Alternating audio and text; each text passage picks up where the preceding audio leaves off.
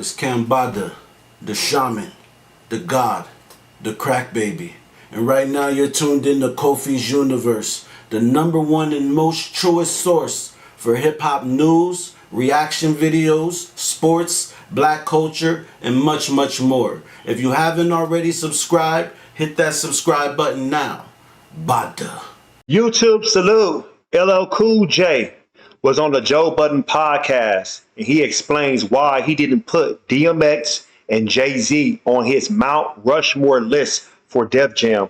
If you're new to my channel, thumbs up the video, hit that sub button, click that bell icon to be notified when I upload new content and go live. All right, let's check out this clip, y'all. Listen to it.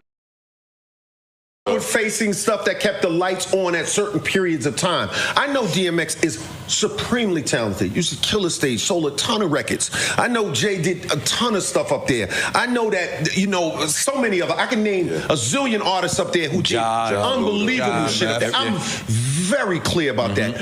But I also know that when I walked into Rick Rubin's dormitory, it was a fucking idea, bro. Like, you trying to talk to me about guys that are popular.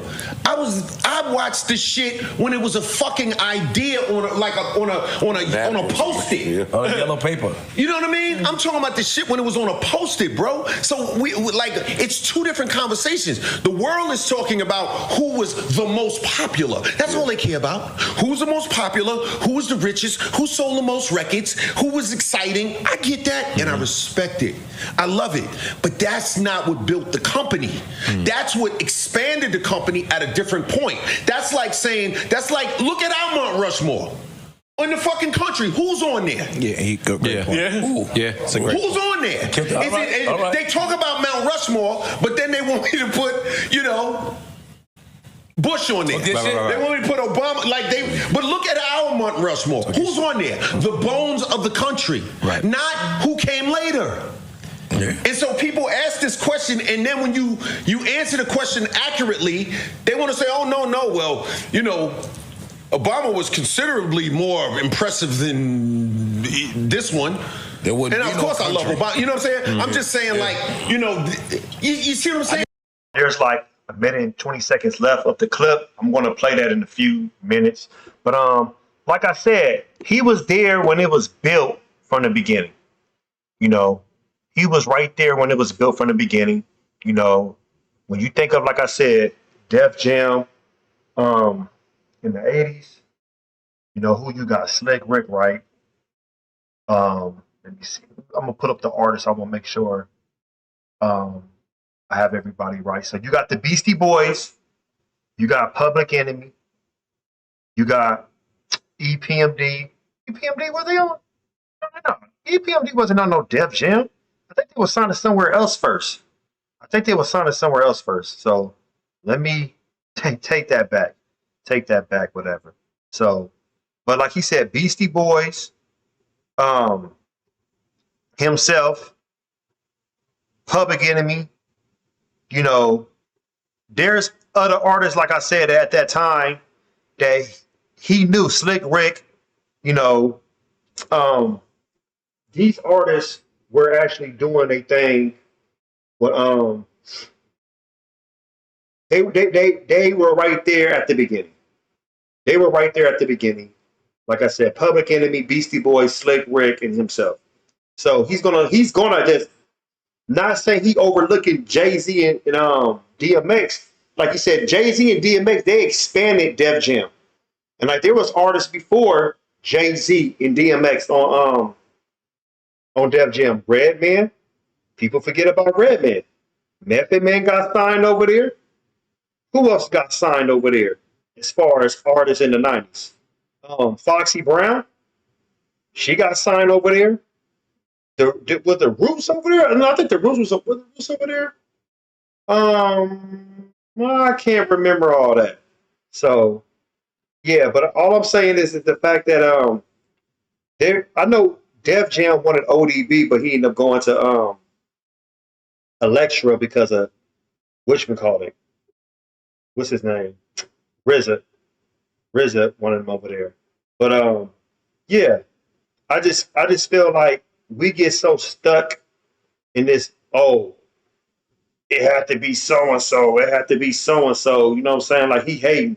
I don't think his list is wrong because, like he said, he used the analogy of the presidents that's on Mount Rushmore, right? And he feels like there's other presidents outside of Mount Rushmore that he feels that did a better job or impacted his life. You know, a lot of people wouldn't like that. A lot of people are like, oh, he hating. He ain't hating. Like to me, people say Kobe Bryant is their favorite basketball player, the greatest basketball player ever. To me, Allen Iverson is my GOAT. That doesn't mean Kobe Bryant isn't better than him. He is better than Allen Iverson. But to me, he's my favorite basketball player of all time. In football, when it comes to a cornerback, I'm going to Champ Bailey. I know Deion Sanders is considered arguably the best cornerback, or Rod Woodson or Charles Woodson, but Champ Bailey's in the top 5 by far. But I want to continue this, y'all. So let's continue to listen to this so you can hear the rest of it. Give me 1 second. This is the Mount Rushmore. You didn't ask me who were the most commercially successful artists on the label. That wasn't the question, because that's an obvious answer. I'm not trying to be messy. Go ahead. But to understand what he's saying is to understand why Kendrick don't give a fuck about none of that Drake shit. It's the exact same thing. Who disagrees? I don't understand. I'm trying to get the correlation. What you're saying. Correlation. Doesn't care about what? Black people. The Drake shit. Drake? Yeah, like the culturally, Kendrick's culture point. Got it. To LL's We Are the Bones, this was an idea of post Okay, I get what you're saying. I don't give a fuck about your popularity and everything that comes after that. I'm of that this. Yeah. Well, I respect the popularity. Listen, no one can respect popularity more than me, bro. You know, and I say this, I had 10 platinum albums in a row. I'm in the Rock and Roll Hall of Fame, bro. Like, you can't get more popular than that. I got Grammys, 11 nominations. Like, I understand popularity in and out. I got TV shows in 200 countries in the world. It's a $5 billion franchise. Right, pick it up. I understand popularity. It's not that. The question was, what is the Mount Rushmore of Def Jam? Yeah. That is about the architects and the bones of the label. These other guys, and by the way, I actually respect these artists that came after on Def Jam. I'm not that guy. Listen, I introduced DMX to the world. You think I don't love DMX? Yeah. I put him on my song to introduce him to the fucking world. That's true. I put the guy on. You know what I'm saying? All right. So how do you feel about LL Cool J clarifying why he didn't put DMX and Jay-Z on his Def Jam Mount Rushmore? Do you agree, disagree? And I want to hear who's your top 4, 5, 6 artists when it comes to Def Jam records. Post your comments below. Hulk smash Black Panther the like button, subscribe to my channel. Click the bell icon to be notified when I upload new content and go live.